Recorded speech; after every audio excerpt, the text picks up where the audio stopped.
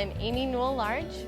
I am the beer ambassador at the Moab Brewery, located in Moab, Utah, right in the heart of several national parks. It's a big part of the mountain biking and rock climbing capital of the United States. We have a lot of outdoor stuff going on here. The Moab Brewery itself was founded in 1996 by Johnny B, Dave, and their partners.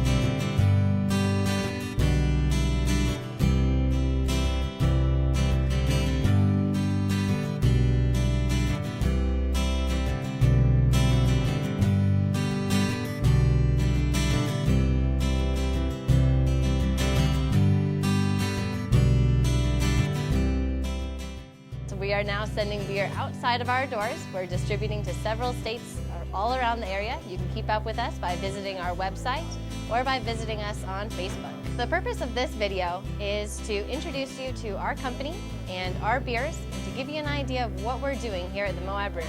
I'd like to introduce you to Jeff Van Horn. He is our brewmaster and has been working with us since 2002. I started in '87 home brewing and 95, I think, at Uena Brewing Company. So didn't really ever mean to do it professionally. But when I looked for a career, it was a great fit. So we here at the Moab Brewery are very fortunate with the water that we have as our resource. It is in fact naturally filtered. It comes to us through the La Salle Mountains, is spring-fed and filtered through several layers of sandstone prior to it coming to us here at the brewery. It means that we don't have to treat our water basically. It's clean, crisp, clear, and wonderful for brewing. We will use probably about 16 different types of grain. The main grain that will be in most of our mashes would be two-row barley. We use red wheat, white wheat, rye, oats, and then it'll have things like caramel malt or chocolate malt, but in a lot smaller allotment to make up the beer. So malts are one of the most essential ingredients for brewing, and they provide us with sugars, they provide us with color, flavor, texture, and this comes from two main types of malts, base malts and specialty malts. Base malts provide us primarily with the sugars that we're going to use to turn into alcohol later on. They're not really adding color or flavor, but definitely giving us an important element. The specialty grains are ones that are giving us the flavor, the color. Specialty grains provide color, texture, mouthfeel, a little bit of extra sugar, but really, like I said, we're getting that from the base malt primarily. Mashing is the first process that happens here at our brew house. It's like making a giant vat of oatmeal. We're combining the hot water with the crushed up grain and letting it all mix together. In the end, we'll filter out the sugar water that's created, and that's called wort, W-O-R-T. And this wort is what will continue on in the brewing process. But don't worry, that grain, we don't get rid of it. It goes to local farmers. They feed their cattle and their pigs, so it's not going to waste. Hops are the next big ingredient used in the brewing process. What we do use are all pelletized, and so they kind of look like, most people say, rabbit food, but they are very pungent in aroma and flavor. The earlier in the boil that we put the hops in, the more bitterness that they create and less aroma and flavor characteristics. The later we put them in the boil, or the less they're boiled, they have more aroma and flavor. And so toward the end of the boil is when we put all the floral aromatic hops that hit your nose when you smell the beer. Now hops, when they grow on vines in these leaf-like cones. And at the center of that cone is a resin called lupulin. And that lupulin is what gives us the bitterness that we get, like the bitterness in an IPA. Boiling is the second part of the brewing process that we do here at our brew house. During the boil, the main object is to isomerize the hops and to get out a wonderful hop flavor from that. The very first time that hops are added is at the beginning of the boil. As soon as you get a nice rolling boil going, pitch in a good amount of hops. Now those hops are in there for a long time. They'll be in there for anywhere from 90 to 60 minutes. This means that they're really being stripped down just to that acid. But really though, the flavor is coming from the second addition. Primarily what we're focused on with this addition is flavor. So anytime you take a sip of a beer and it tastes grassy, piney, getting that primarily from the second addition. And finally, the third addition is mostly for aroma. That nice smell of grapefruit or, pine forest that you get out of an IPA, that's all coming from the last addition. The final stage of the actual brewing process is fermentation. This is where we allow the yeast to really work its magic. So we like to say it's the brewer that makes the wort, but it's the yeast that makes the beer. It's not beer until the yeast has done its stuff. And by done its stuff, I mean it's produced alcohol, CO2, and heat. Those are the three main byproducts from the yeast activity. Heat, doesn't matter, we're gonna chill it down anyway. So we run cold water against the beer to chill it in the heat exchanger. That water from there is sent back into our hot water tank. It's about 130 degrees. And so we can kind of reuse some of that heat and capture it. On a pump over, typically it's about 700-800 gallons that we'll use worth of water to help chill the beer down. The CO2 we actually let blow off, so that way we're equalizing the pressure of our tanks all the time and we don't have a big explosion of beer. This is CO2. It's being produced by the yeast, eating the sugar and reproducing. In that, it also produces the alcohol. So that's one of the byproducts that we have in the brewery. And the alcohol, obviously we all appreciate that part. It's the part that, like I said, makes it beer. So during the fermentation process, there's two main types of yeast that can be used. One is an ale yeast, and the other is a lager yeast, and we use both of them here at the brewery. This is pretty yeasty, and it's right at the end of its fermentation. We'll check the sugar levels to find out if we can start putting the yeast to sleep. An ale yeast is going to be fermented at a warmer temperature, usually between 64 and 74 degrees.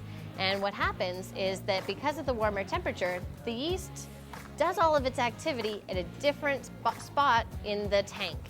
In an ale yeast, the yeast does all of its work right at the top. It's moving all around, being very active, all at the top. And when it's done, it's eaten up all of those sugars, it will drop down to the bottom. Whereas a lager yeast, it's much cooler temperatures. That one usually right around 55 degrees. And because the cooler temperatures, it's doing all of its work down low, down at the bottom of the tank. When it's all done, it will also drop just a little bit less to the bottom that's right there. Yeast is actually one of the most underestimated ingredients in beers. It will add to the richness and complexity of the beer. Most people think of a beer as being either hoppy or malty, but a beer can actually be yeasty or yeast-driven too. Perfect example is a German Hefeweizen. Now this style is defined by its banana, clove, and bubblegum flavors, but nobody's adding a banana or bubblegum to their beer. All of that is coming 100% from the yeast activity. Typically, Belgian styles are very yeast-driven, and they're wonderful if you want to experience what a yeast beer is really defined like. We measure alcohol using a hydrometer. This actually measures the density of the product. So how much sugar? The more sugar, the more it suspends. Took it to a 2, so a nice and dry beer. A stout would be about a 3, 3.5, something like that. So we're able to tell if there's a lot of sugars left in there, a little sugars left in there, and that will eventually tell us what the projected alcohol content will be. This is a bright tank. This is where the beer would go after the fermentation. We'd either filter it or transfer it one way or another. It would end up in one of these tanks and be carbonated. We're gonna keg it out. It's pretty simple. We just tap the beer with regular beer taps and fill the keg through the downspout, through that spout. As this equalizes a little, then we'll go ahead and open it and start allowing the keg to vent. And so it'll allow air out of the keg as it's filling, and it's filling from the bottom up. So we'll fill all the way to the top. Foam will start coming out of here, and at that point we'll shut it down and it's a full keg.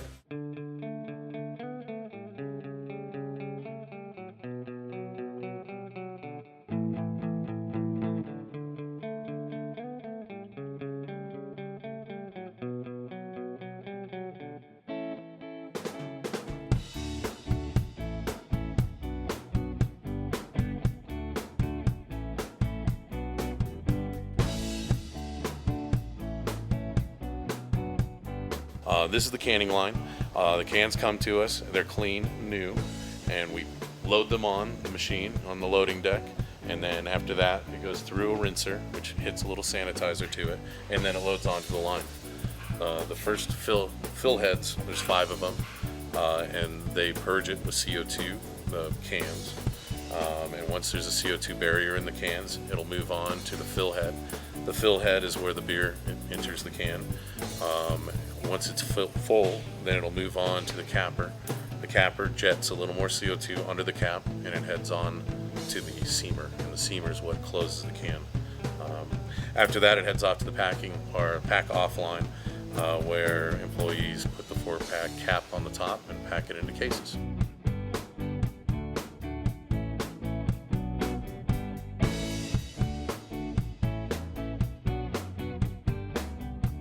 And so every week orders come in for different products. We build those orders and then have to get them out of the door. So that's where we're pulling orders out of the cooler and loading them on the truck.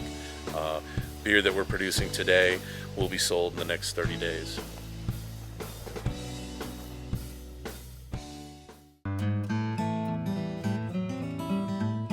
Now it's time for me to introduce you to the Moab Brewery beers. First up, Johnny's American IPA. This beer is named for Johnny B, our owner, and it features bold, classic American hops. Don't worry though, we have some nice golden malt in there for support, but we dry hop this one for an aggressive aroma. We dry hop it, in fact, with a Chinook hop.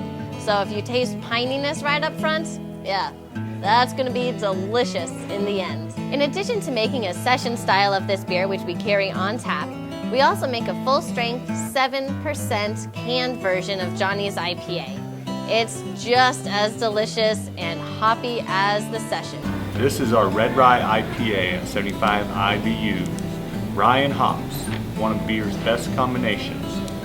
Our Red Rye IPA blends the spicy characteristics of rye malt with bold flavors of American hops. We have it available at 4% on draft, in a session can at 4%, and in a high point can at 7%. This Red Rye is a medium-bodied ale with a rich caramel hue and zesty, distinctive flavor. Over the top, Hefeweizen. Now this beer is an American wheat style. It's unfiltered, which means that it will be a little bit more cloudy due to the yeast that's left in the beer. Now that yeast left in the beer will actually provide a nice amount of flavor, a little bit of citrus, but we also serve it with a lemon so people can kick up that citrus if they like. Now we're moving on to our Baja Especial. This beer is also an American wheat style, but it's been filtered, which means that it doesn't have any yeast particles left in it. You'll notice it's crystal clear. It's a perfect, refreshing beer. Think about the kind of beer you'd want to drink after mowing the lawn for an hour. This is that beer. Nice, crisp, clean finish, very light-bodied, goes down smooth. This is our Raven Oatmeal Stout. Now this beer is a classic Irish dry stout with great roasty qualities, nice creamy head, but a very delicate finish to it. It's actually not as thick as most people think a stout might be. We save that for our Desert Select Stout. This one, definitely refreshing with a little bit of a coffee tone right up front. This is our Porcupine Pilsner. It's also a great, crisp, refreshing beer, but we do emphasize the hops with this beer as well, so it has a little more body than something like our Baja does. But once again though, crisp, clean, and refreshing. This is our Rocket Bike Lager. It's a steam-style beer, amber in color, medium body. Definitely great for anybody who's a fan of slightly malty beers. But it does use a lager yeast, so it's going to give you a nice, clean finish. Not a lot of linger with this beer. Next up, our Derailleur Red Ale. This is a wonderful, complex, malty beer, but it definitely features a hop finish. It's what I like to describe as an extremely well-balanced beer. Lots of caramel malt and a little bit of toffee tones right up front, but you're getting a blast of American hops at the finish. All around delicious. This is our Dead Horse Amber Ale. It's a very classic English mild ale. It's focused on its drinkability. We've got a little bit of malt up front, nice, crisp, a little bit of hop bite at the end to it. But all around, it is our most drinkable beer. It's the most popular beer that we have here on tap. And you can also find it in cans, available at grocery stores, wherever we distribute. All around delicious, this is our Squeaky Bike Nut Brown Ale, the latest addition to our permanent tap line. It's a nutty delight, and nutty is definitely the focus. We also use some wonderful chocolate malts in this to give it a wonderful rich color, an earthy maltiness, but a nice light body that's not going to weigh you down.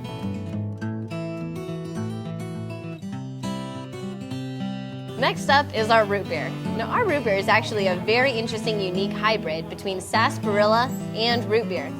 The sarsaparilla gives it a wonderful sweetness right up front, but the root beer provides a great creamy finish.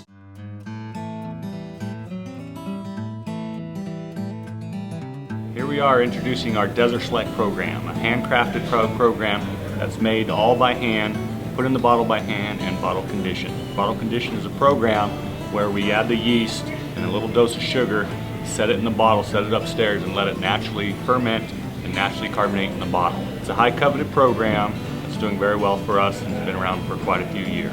Tripel at 8.59% at 32 IBUs. Our Tripel is a pale colored ale made with Pilsen malt and a traditional addition of Belgian candy sugar, then hopped with German Noble and Saaz hops. This ale has a light malt nose and a subtle hop aroma. In traditional fashion, this Tripel has been conditioned in the bottle to create a natural carbonation and a long-term stability. Next on the list is our Scotch Ale at 8.59% alcohol by volume, has 20 IBUs. Wee Heavy is made with fine two-row barley and a portion of smoked malt, English hops, pure Moab water, and Scottish yeast. It is fermented on French oak and bottle conditioned. Wee Heavy is a brown rich ruby color and a sweet malt character. The last one on the list today is Black Imperial IPA. At 8.59%, it is well over 100 IBUs. Our Black Imperial IPA is dark, rich, and extremely hoppy. Made from the finest two-row barley, fresh Moab water, house yeast, lots of hops, and then it's fermented on American oak, dry hopped and bottle conditioned.